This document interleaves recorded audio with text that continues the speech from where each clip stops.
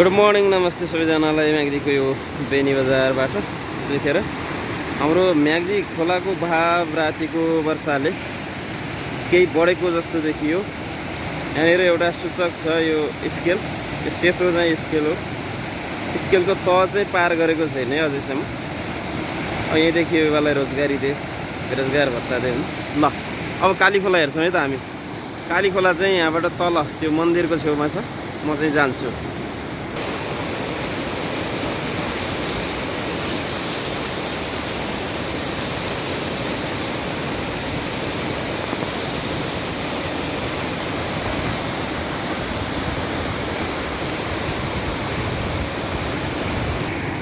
र यतिखेर म म्याग्दी र कालीको यो दोबिल्लामा आएको छु।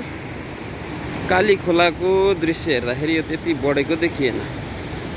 यो एकदम सानो नै छ भनौँ है। अघिल्लो समयको तुलनामा यो सानो छ, तर म्याग्दी खोला चाहिँ एकदम बढेको छ। यसको मतलब रातिको वर्षा चाहिँ म्याग्दी भेगमा बढी भएको जस्तो देखियो। काली भेगमा भन्दा म्याग्दी भेगमा वर्षा बढी भएको जस्तो देखियो।